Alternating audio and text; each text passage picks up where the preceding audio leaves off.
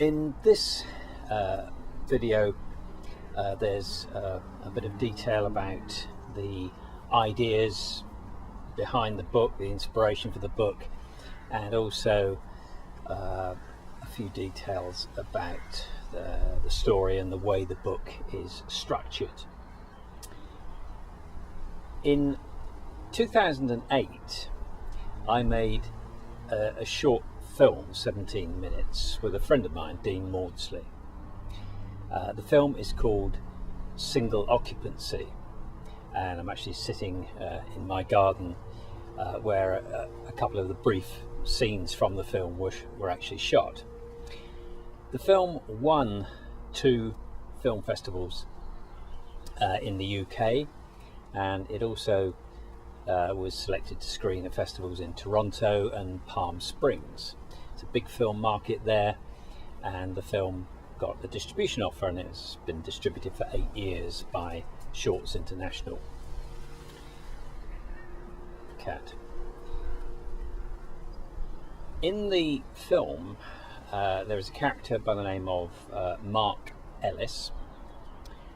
A middle-aged man. His girlfriend leaves him, so he's living alone, and hence the title of the film, Single Occupancy.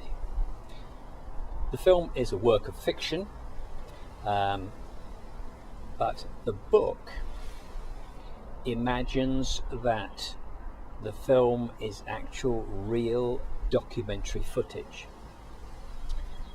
In the story, in the book, a freelance cameraman is given the job of going out and shooting some footage of this man, Mark Ellis. And the book imagines that the film is actually that footage. So readers of the book can actually see the film that the guy shot. Now, I'm recommending you watch the film before you read the book. It's sometimes said that at the start of a novel, you want some hook to get people really interested right at the start. Well, my hook is the film. As it happens, it also makes sense to watch the film at the end, or even at the beginning and the end. The reasons for that, well, you'll find out if you read the book. Also in the book, detailed the lives of other people in this same situation. I live alone. The classic elderly lady, husband dies, so she's obviously living alone. This middle-aged man, Mark Ellis, girlfriend leaves him, so he's living alone. And also the very young person, 16-year-old, leaves school, doesn't want to go into further education, wants to go out and get a job, lands a job in a distant city, has to go away and live in a bedsit, alone.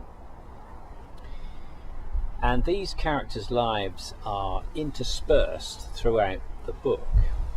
So readers might want to be aware that, if you get involved in one particular character, their story won't necessarily continue in the very next chapter, maybe a few chapters on before you pick up their story again. When I was making the film, I looked up the statistics for single-person households, and I found them to be really quite compelling. At the time we were making the film, 7 million people in the UK lived alone, and it's an ever increasing figure. Nearly every other meal eaten is eaten alone. You've got to think that this might well have social consequences, and it's not just the elderly. If you raise the subject, people might think you're talking about old people, but no. In fact, when I looked up the figures, the biggest increase is among the young and the middle-aged. So it's actually right across the age spectrum. And it's not just the UK, it's global. It's right across the world. So everywhere, more and more people live alone. And you do think, don't you, that, well, that could have social consequences. But I give this as the theme of the book. People, they do also tend to think, well, so it's all about thousands and thousands of sad, lonely people.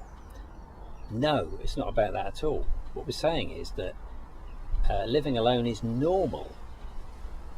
For a larger section of society, that's just normal. Just because your husband dies doesn't suddenly make you a sad, lonely person. No, the characters in my book lead rich lives. They just happen to live alone, and that brings certain consequences. And now those consequences, they might be serious, they might even be dangerous, but as like as not, they might be funny or quirky or touching.